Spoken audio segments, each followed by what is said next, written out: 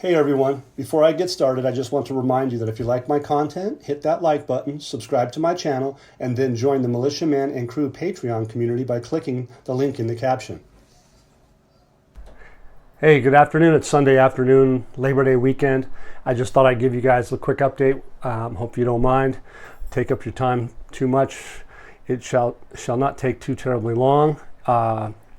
Interesting thing is that we saw progression that I went on my last video. We talked about the progression of the World Trade Organization, the World Bank, and things of that nature. And there are certain things that are going to be intermingled when they go into the full Monty. When Iraq goes into the international world, they're going to have all the electronic systems, the ICE-CUDA system, the Buna platforms. E-government is a big thing. It's because the government's going to be electronic. It's going to be a digital transformation. So here we have yesterday, the economist Hassan al-Abda confirmed that the need to build Iraq now requires serious working systems that carry out businesses smoothly, away from all of the forms of manipulation. And e-government comes as a viable solution to carry out transactions through the electronic systems. Oh my goodness. Hey there, buddy. How are you?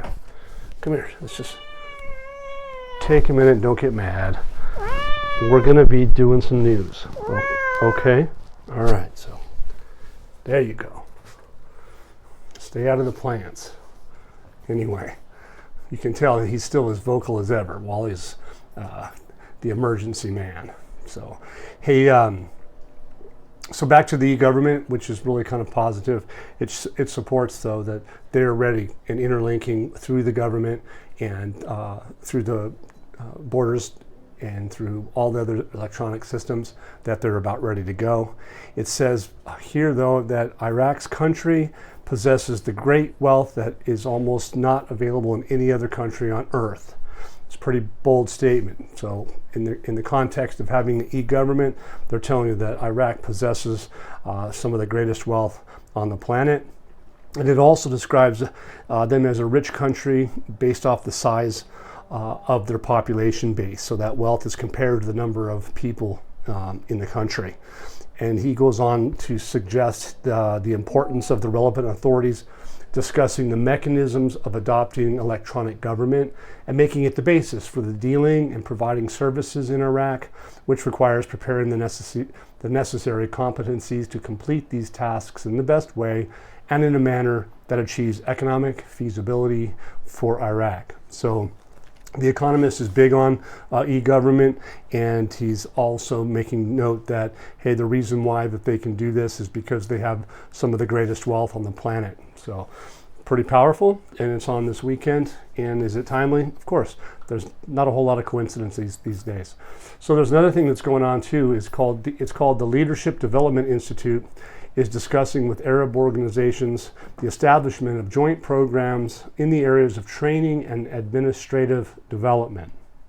Did a little bit of quick research on this, and this organization is to help support the private sector or non-governmental organizations. Again, there's like no coincidence that they're doing this at this time.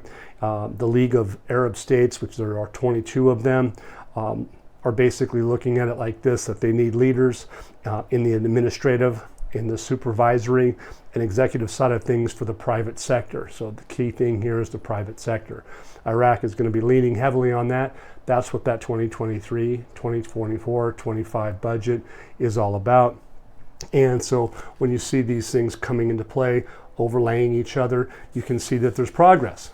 And that's one of the key things that I like to focus in on, is because it isn't just the mundane day-to-day basis. There's a lot of things that are going on in a complex world, in a complex society like Iraq, most of all in a complex global financial system. They need to be ready for that. And so today it looks like, or no, this was still yesterday, the Kurdistan Democratic Party had accused the finance ministry of delaying salaries, and they were threatening her to have legislative measures to come. So here we find that Taif Sami, she's the finance minister, and she's highly respected. She's doing a good job, but ultimately they're challenging her because the fact of they believe that there's delays of the employees' salaries in the Kurdistan region, and that they're going to basically threaten her with legislative measures. It says here the Kurdistan regional government has taken all measures to implement the budget law, including oil delivery and auditing of the internal revenues of the Kurdistan region with the testimony of the Iraq side. So what they're saying here is to me in that paragraph or that sentence is that they've done the things that they're supposed to do, so they're not understanding why it's not been done yet. It goes on to say that they're going to look, they have, looking to question her. And basically, it says that it's not possible not to pay these salaries of these employees of the Kurdistan region for a period of 2 months, which I believe are July and August. And according to the articles of the Constitution, the Kurdistan region is part of Iraq and has its own rights and duties. And so, yeah, of course they do.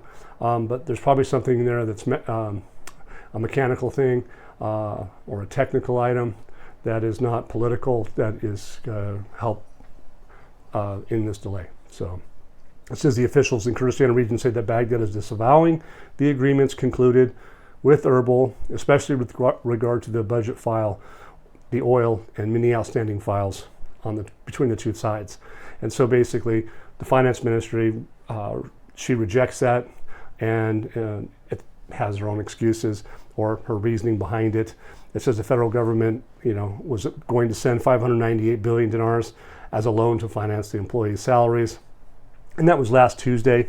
So there's things that are ongoing. So keep in mind the next item that comes up is that the Baghdad and Erbil postponed the resolution of disputes and the region's employees pending a financial, quote unquote, financial alm. It says the Kurdistan delegation did not reach an understanding with the federal government and the Ministry of Finance specifically on setting the dues of the Kurdistan region from the financial budget. So the interesting that they use the word specifically. I got a feeling what we're going to find is that there's more going on than just her not doing it or the finance ministry not being able to do it. This gentleman says that there are differences based on the issue of taxes and customs and how to deliver them, and the Iraqi government wants to deal directly with the provinces of the region. So here we come back to the electronic systems and then the percentages of the non-oil revenues. We saw that in the news and we talked about that, that there was a 50% for Iraq, 50% for the Kurdistan region. And so there's been some ongoing issues about that. But if you hook up through the central bank, not the central bank, but the central government, and they take charge of the whole and use an electronic system, it should be fair. Maybe the Kurds aren't really up on that because we noted that in the last 4 to 6 months and to present, there's been a lot of corruption coming out of the north with respect to the auctions, currency smuggling, oil smuggling, and all that stuff. So it sounds to me like they're kind of balking at the fact that they can't do that anymore. Again, it goes on to a little bit. It says that the federal government will send, so this is now, he points it out, the federal government will send within the next 2 days, and that came out today, a financial advance to the salaries of employees in the region as a temporary solution until the final agreement between Baghdad and Erbil is reached. It says basically Erbil to pay the salaries of the employees for only 2 months, which in this particular case, I believe that they're talking about is July and August. And there are technical points. The Kurdistan delegation is in Baghdad is making understandings with the aim of resolving all outstanding points regarding non-oil revenues. So here again, they bring that non-oil revenues up. And it goes on, it says, several meetings will be held and all differences and outstanding points between the two parties will end. So it sounds like they're coming to an agreement. While the federal government is expected to send the salaries of employees for the months of July and August as a financial predecessor, to walk the affairs of the region in the coming days. So here we are. So they said in 2 days, it says in the coming days. Good thing they didn't say soon, because I probably would have to roll my eyes. It says the political dispute ended with the, here we go. The political dispute ended with the agreement of all parties with the coalition of state management, and there is no obstacle to sending the shares of the region. That's period. So there's no obstacles. They've come to an agreement, so let's hope that they can do that. And I believe that we're going to see that there's going to be an electronic issuance coming up. It says that employees in the Kurdistan region have yet to receive July and August, so there we go, which basically was exasperating the whole deal. And now I think what we can figure out is, well, why didn't they get that money? It's likely that because they're going to get it in a different manner than they were hoping for. Not necessarily a bad thing, just probably not exactly the way they were hoping for. It says here that Al Rashid and Al Rafadain, the banks, begin distributing salaries of retirees for the month of September. They're saying they haven't got August or July or August, but yet today they're saying they're going to do so. This particular article specifically states that Al Rashid and Rafadain banks announced the start of distributing the salaries of retirees for the current month of September. And it goes on to say that the salaries of the civil and military retirees have been distributed for the month of September, noting that the retirees can receive their salaries from wherever they are. Well, they don't need to go to their post office box or to their mailbox. They can get it through electronic cards. It says the Rashid Bank confirms in a statement that they started raising the salaries of civil and military retirees for the month of September. And it says, translation issue says Nikhil card holders. I'm not sure if that's the case, but it says the card holders, retirees, can go to bank branches, automated teller machines, and outlets to withdraw their financial dues. And so that means to me that if that's the case, that's electronically, okay? And so electronically, we're going to talk about, well, does that mean they're going to get the July and August and September payments? Well, if they haven't paid the July and August and they're going to do this electronically, my bet is that they're going to do all three at the same time, and that will knock it out. The 23, 24, 25 budget is a retroactive budget, and therefore it's going to go all the way back to the 1st of January anyway. So why not finish up those salaries all at the same time, all electronically, and fascinating enough that they can go to use their cards, banks, automated tellers, and outlets to withdraw their financial dues. So that's pretty heavy, and that kind of resolves the issue. We talked about they're going to bring her in at one moment, then they're going to pay within a couple of days, and then today they say they started the process for distribution. So the next thing is to step back and go somewhere a little different direction. Is that the communications and trading partners, et cetera, around the world are going to need specific things to be able to facilitate trade. And one of their major trading partners is Iran. And what they say here is that the railway link between Iraq and Iran will contribute to organizing the transport of goods, services, visitors, without expanding any political theories. That's the headline, something along those lines.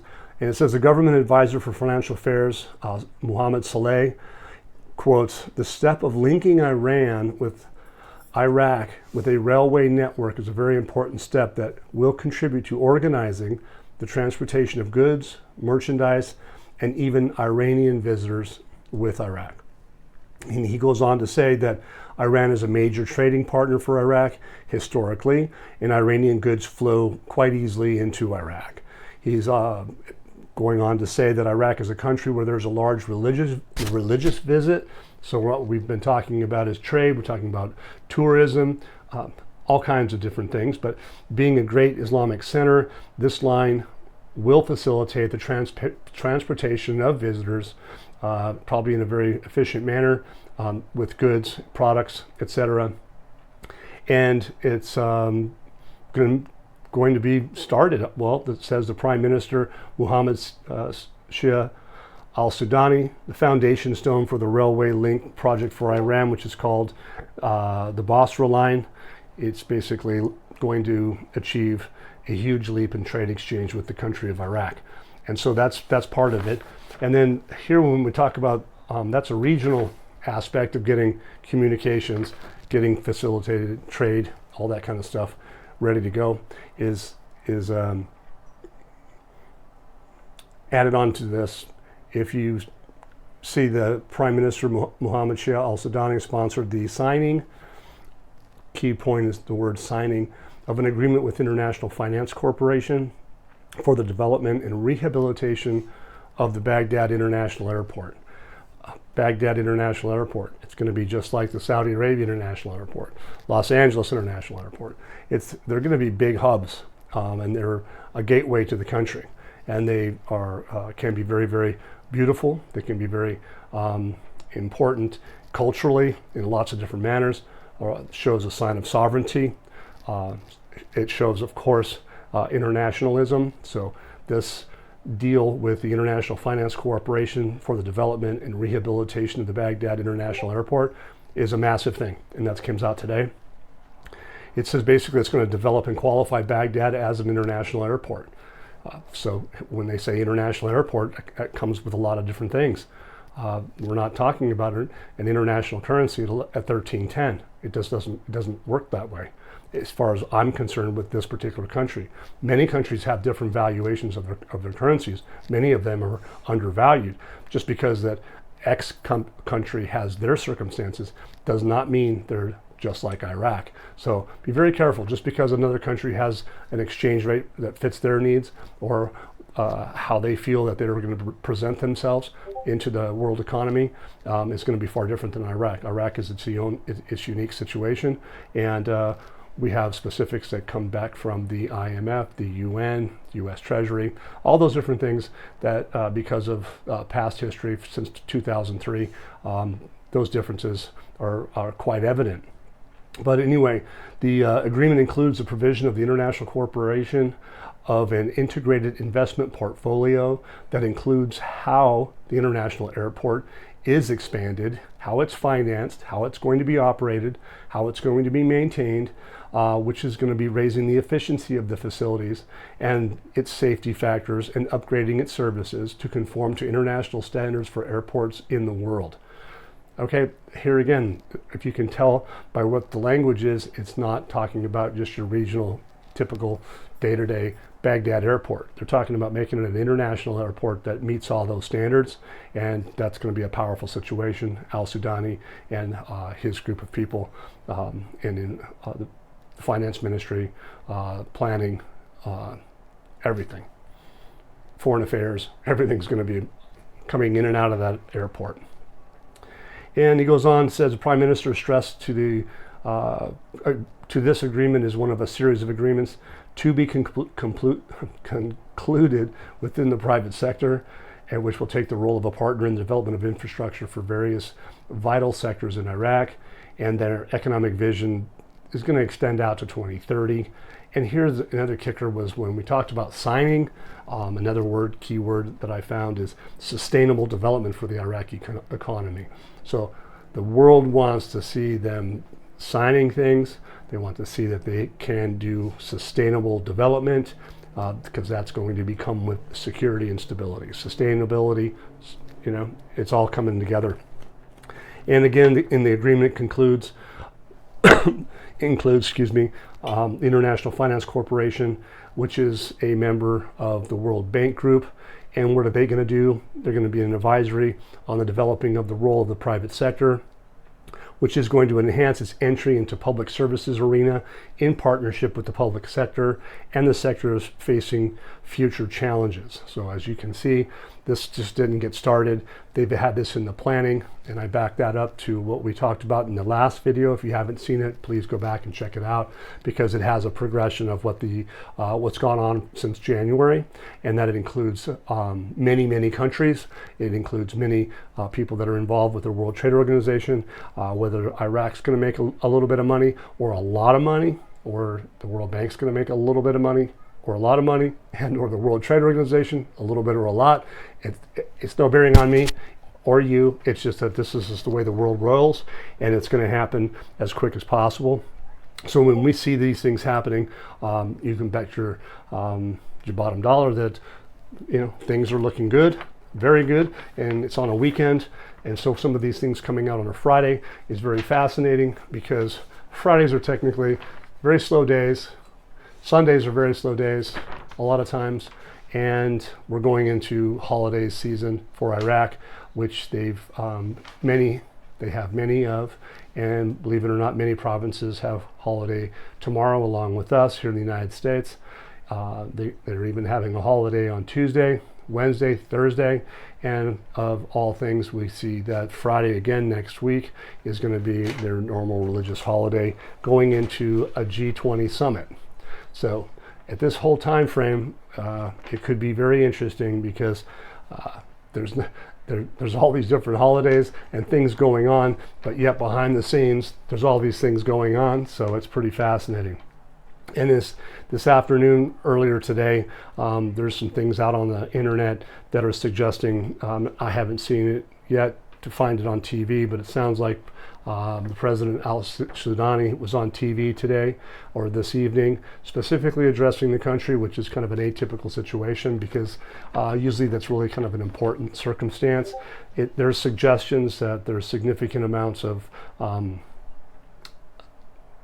good quality, high-level economic stability when it comes to the country, and the attention of the locals and the global community at large is probably going to get wind of this if it's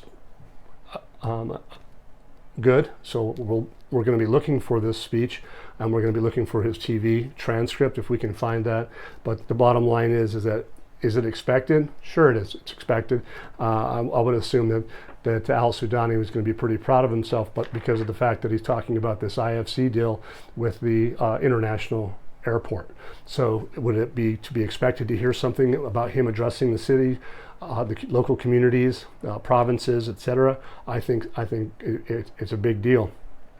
Basically, what they're going to be saying, or he has indicated, is that they want to get the Iraqi currency to a stable environment, which is going to be competitive to the region and or to some of the largest currencies in the world, namely the United States dollar. They want to show a sign of stability to the world and the region, and in so doing, I think they're going to be talking about that kind of stuff. So let's see what happens. It's only Sunday. We have a nice week ahead of us with lots to look forward to. We have these payments, these salaries, electronic payments. Are they going to pay all those 3-month salaries at $13.10? I have a sneaking hunch that that's not going to happen. So I'm pretty excited. I hope everybody else is. So hey, thank you for being here on Sunday afternoon. Enjoy your weekend. Have a great day on the Labor Day tomorrow. And for all you new folks, if you like my channel, hit that like button. Please subscribe. And if you feel like keeping the channel going, there are a couple of options for donations. We appreciate your time, and thanks for being here. Have a great day. Once again, guys, don't forget to hit that like button if you like this content, subscribe to the channel, or join us at the Militia Man and Crew Patreon community for even more exclusive content. You can also donate to this channel by hitting the links in the banner to help keep this page up and running. Your generous support is greatly appreciated, as always. Much, much appreciated. Thank you so much, and have a great day.